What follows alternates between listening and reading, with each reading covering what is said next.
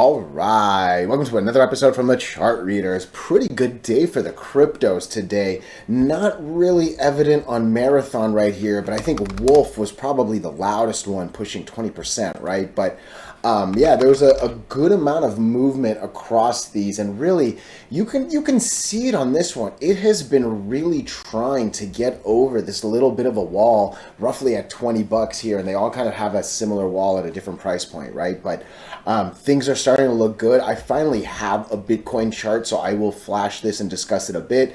Not quite the same indicator stack. I'll probably upgrade and get that thing set up, but we'll at least take a look at Bitcoin. We'll look at a few of the tickers on this one, and then, like I said, I think it'll get a little bit better once I improve that trading view right there. But before we do go any further and I give you more of my thoughts and opinions, what are we going to do? Same thing we always do, right? We'll take a look at the daily and the weekly to see how these things are setting up short term.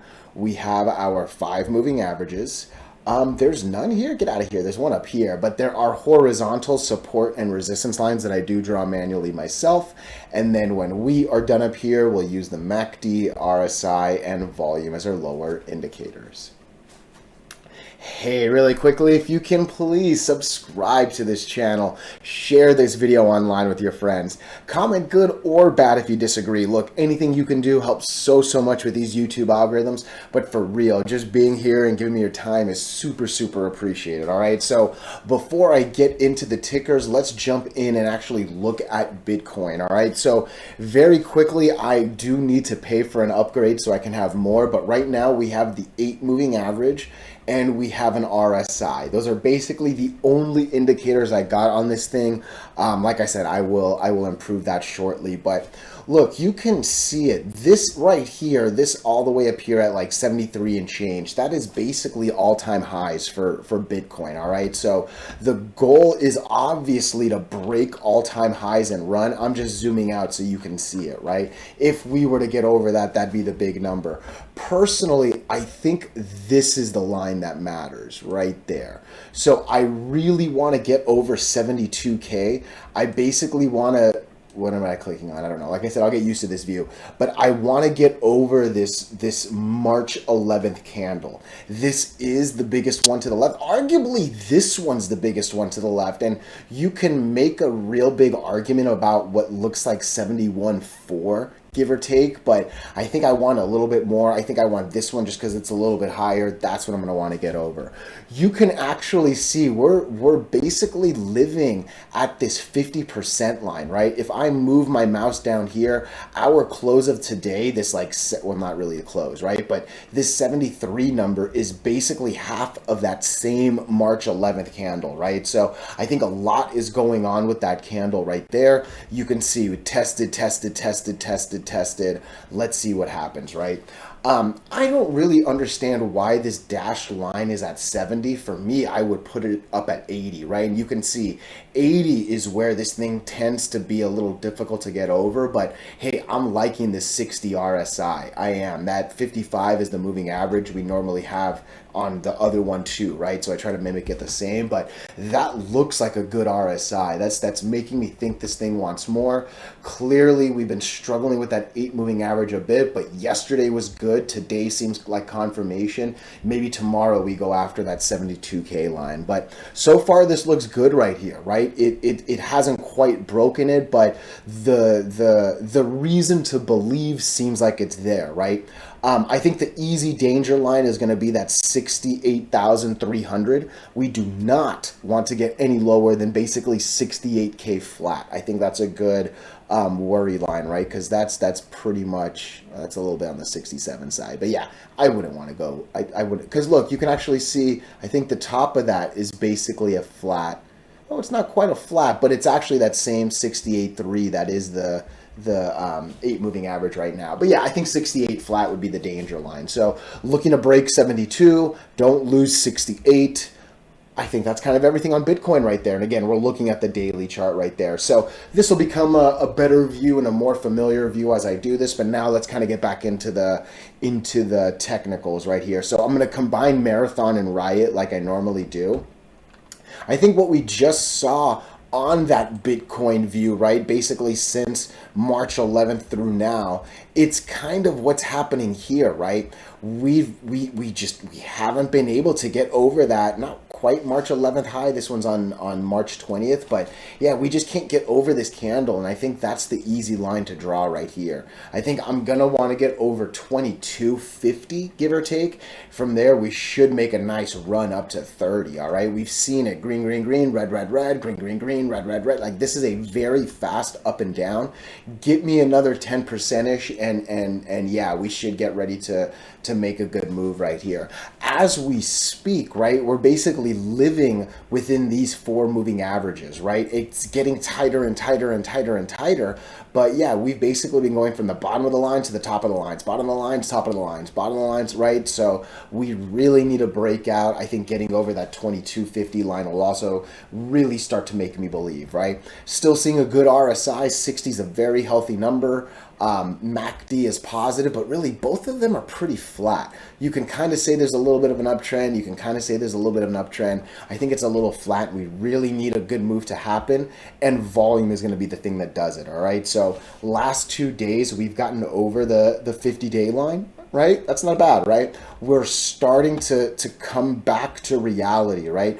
All this big volume started to fizzle. That 50 moving average line seems to be stabilizing right here around 60, and it actually seems like 60 is a good number. Maybe 50 is a little bit better, but yeah, I think we can start to hit a 50-ish, 60-ish million 50-day volume average line, right? So I think the volume's starting to look a little better. Obviously, a lot of selling right there, but yeah, 2 days. Let's see if we can continue with a third. Hopefully, what's my number? What's half of you? It's basically half of this guy too.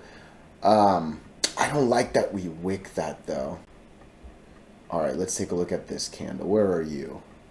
All right, this is our line. I think we need 21-ish tomorrow. All right, when I click right here, I can clearly see that 2125 is an important number. We've actually wicked that number the last 2 days, right? I think if we move it just a little bit higher to 2160, it's basically the top of this candle right here, and it's actually a little bit of 50% of that one. Not that this is an important candle, but I think if we can get close to 2160, that'd be great. Maybe even like a 2130-ish, just a little bit over what we've been wicking the last couple days, right? But it's hard to escape moving averages when they're this tight. Those 3 are super tight. Really, you can even argue those 4 are super tight, right? So the danger line's going to be this $19, right? I'm basically clicking at 1890, give or take, but I would be scared to lose 19 because from there, it actually might be a real fast fall to like 16 and change, right? But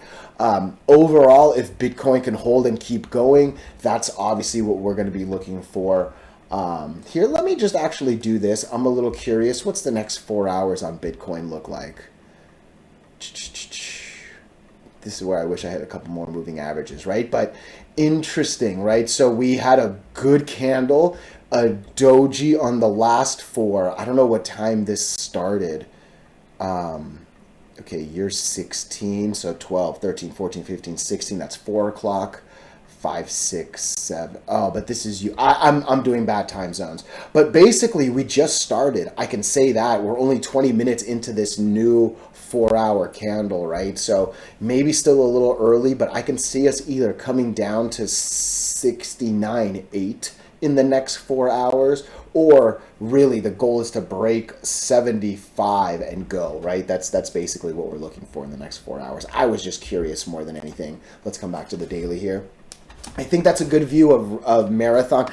I like bundling Marathon and Riot together. I've always kind of felt like those two are a little bit of the bigger ones. And yeah, Riot's not looking good. Riot is actually under all 5 moving averages.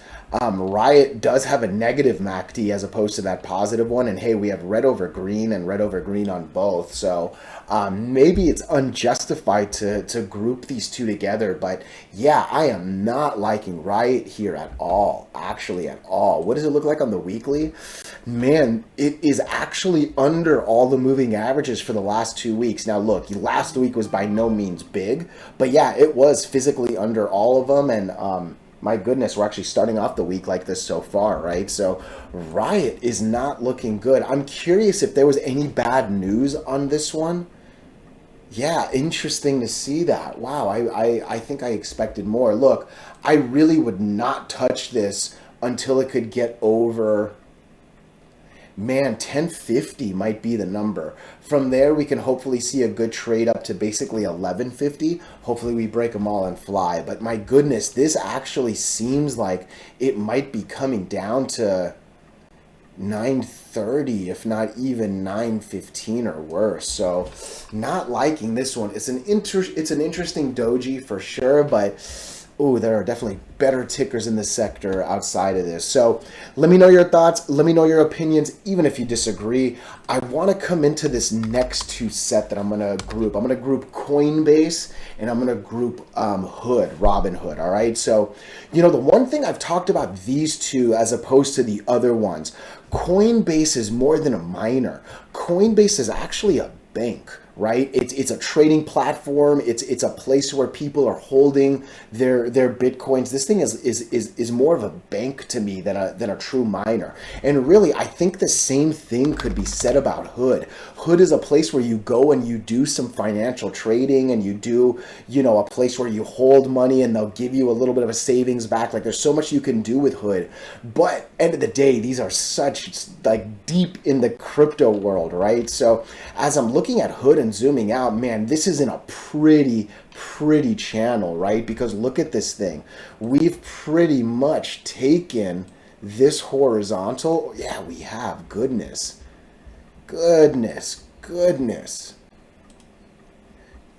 This is basically going to be coming at 23, and if this can break 23, that's the next channel that's golden.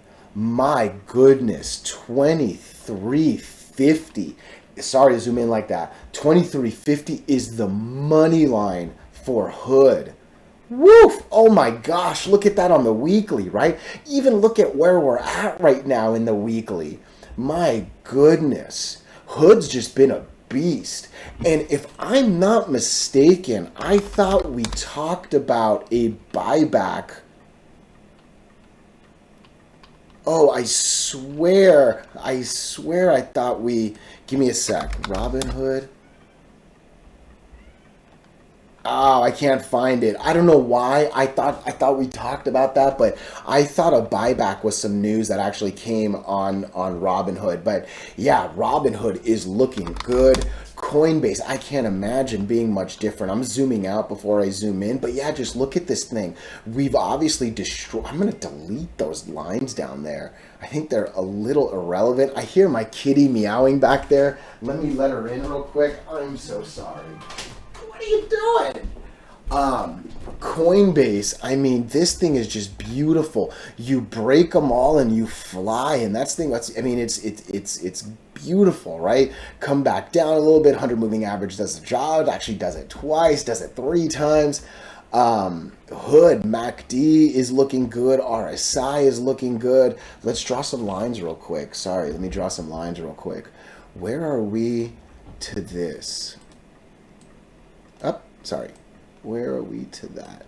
Oh man, we're basically over that. Let me raise that just a little bit to the half of that guy. Where are we to? Oh man, we're basically living on that. Okay, so I'm going to leave that line right there. I'm going to put the next line, I think, right there. Basically at the bottom of that. Looks like it kind of hits the bottom of that. Between 240 and 265-ish, that's going to be a tight little window. And you can actually see that's basically what we peaked at but couldn't get over. When was this? Back in March, right? And again, that ties in pretty well with that Bitcoin line that we just saw. It was that March time frame when it was the best, March time frame when it looked good, and then it failed, right? So that does make sense to me right there. If Bitcoin can keep going, man, it seems like this is going to reattempt that 260. From there, I mean, just look at above 260. Red, red, red, red, red, green, green, green, green, green, red, red, red, red, red, whole mess of nothing. This is a really big line. That's a really, really big line. I would probably put the next one right about there. I'll obviously zoom in and improve that if we need to, but 266 is the money line, and I think that's roughly the equivalent of that $23 for hood. I would almost imagine they would both test those lines kind of similarly in terms of time frames, if I had to guess. But yeah, both have real good MACDs, both have real good RSIs, and again, as Bitcoin does well, so do the crypto stocks. On top of that, you have like this little financial institution mix that comes in with these two right there. So I'm liking the dailies a lot. Again, we looked at the hood weekly right there. Let me see the Coinbase weekly. Yeah, we basically ate that entire red right there. It makes me feel a lot better about hood kind of mimicking it as well, actually. So and then Coinbase, coming back to that real quick for the weekly. Yeah, look, I think the lines I drew, I think it's a lot easier to see them here on the weekly. I'm real sorry, by the way. I do that so often. I draw lines so zoomed out on the daily. I'm just so used to doing that personally. But look at the lines on the weekly, right? Basically half of that candle, basically half of that candle. I like that. I do actually. And even this one that I drew, top of that little insignificant, basically the bottom of that one, almost top of that one. I think these are good lines actually. But again, we'll tighten up this one as we get closer to it. I think those two are actually pretty good right now. Yeah, I think that's pretty good here. Let me know your thoughts. Let me know your opinions. Let me know if I missed anything. Otherwise, the last tranche I want to look at is WULF. I want to look at any. I want to look at BTBT. And I want to look at FUFU. All right, that's my 1, 2, 3, 4 in this little mix right here. All right. I have personally traded WULF. I don't want to say I trust this the most because of that, but I do. I personally do, right?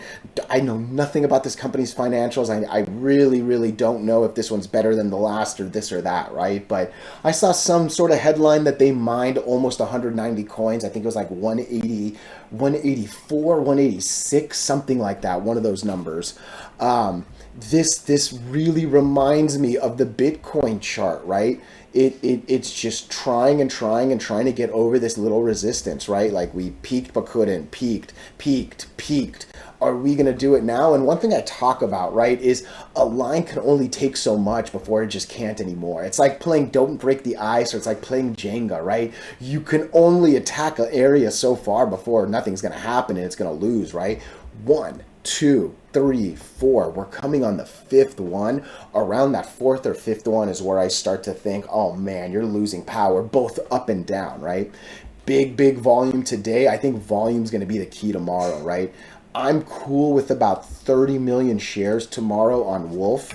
If we can do 30 million shares in a 7-hour day, we're looking about 4 for the first hour, hopefully close to 10 that second hour, right? If we can get that, oh man, good things are going to happen right there, right? So I'm liking WULF. This one's testing a break of all the moving averages. We definitely need to confirm. Just look at this right here, though. I think this would have fooled me for sure. That's a beautiful candle. That's a beautiful confirmation. It decides to not go, right? So I don't know if that just means this is a good line and an important line, but we've seen it break and confirm only to fail. Again, there's nothing guaranteed and perfect about technicals, right? We're here setting an expectation and going from there. That's just a little untrustworthy and worrisome for sure. That 1, 2, 3, and obviously the follow through from there, right? So kind of keep that in mind. You can argue that the RSI is a little bit better, right? But I mean, it's kind of around the same. I don't even know if I would say that. I almost want to take that back because even MACD was a little bit higher in the positive. I don't know. Maybe volume again, I don't know, but yeah, that's a little bothersome. I remember thinking to myself about that earlier today when I saw this one move. But yeah, good move once it got over the 50 and made its way up. Obviously needs to confirm. I would guess 235 if this thing is going to come back down. Otherwise, we need this to break. Personally, I would love to see 270 tomorrow. I think 270 would be a beautiful confirmation right there. Any is an interesting one. Again, look at this thing. This thing has tried to escape, couldn't get over, but it kind of seems like the 20 moving average caught and might be resetting, right? I think the first test is going to be half of this candle, around 125, give or take. I think 125 is a little low, 127.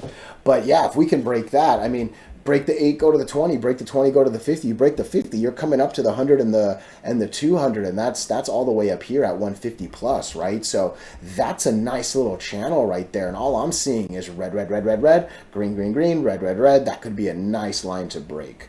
Maybe a little difficulty right there around 144, but again, by the time we get there, we might just wick that and go, hey, even a move to 140 something is what?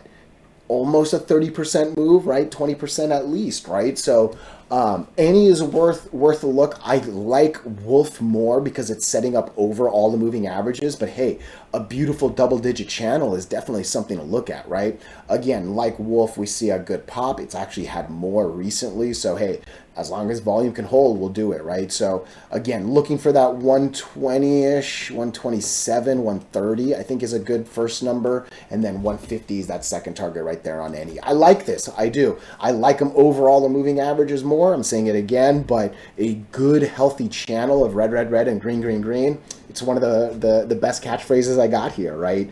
BTBT. So look, not BTBD, BTBT. BTBT, again, this is having some good volume and actually a nice few days of volume. I like starting down here and kind of progressively going up. Even yesterday to today is pretty good, right? Interesting doji yesterday and a almost confirmation today. The only reason I said almost, man, I wanted to get over this candle. If this got over that 290 range, oh, that would have been really, really big actually. But I think that's what I'm looking for tomorrow, and it's not even that much to ask for actually. I think the better number would be a little closer to 290. I think around 290 you're also going to take 50% of this candle, but again, that's arguably a good one too. Your overall 5 moving averages, BT, and WULF are kind of in that same boat. They're trying to escape them all and fly, right? So my next line's up here. I should probably draw that. I think that's a little too aggressive up. But again, I mean, just look. It's a lot of green, green, green, green, red, red, red, red. Just oof, right? So let's see what this thing can do right there. Just give me a little bit more. Maybe I should have put this one in front of it, but again, whatever. It's not necessarily in order. FUFU. FUFU, I think, is the biggest of the gambles here, but you can see why, right? There is very, very little. That's the easiest thing. This is literally red, red, red, red, red, right? So we're over all the moving averages, but today is just the first candle that did it. I obviously like that. We're over the biggest candle to the left, right? It is this one. From there, the next point is here. And I mean, a move from here to 4 something could be pretty nice. And hey, that might spark even more, right? But MACD is actually now in the positive. RSI is not bad at all. Look, 70 is not the lowest, but it's not the highest. And hey, we're doing well with volume. It wasn't as good as the volume break on the others, but hey, the only worrisome thing is this volume overall. 150K is a little bit on the low side. I like being a little closer to 500,000. Obviously, I love being in the millions, right? But yeah, this is an interesting one. If the volume comes, there's a little bit of a Bitcoin connection here, and obviously a lot of red that can turn to green, right? So just keep it in the eyes, but definitely the biggest of the gambles on this one. Hey, let me know your thoughts. Let me know your opinions, even if you disagree. Hey, thank you so much.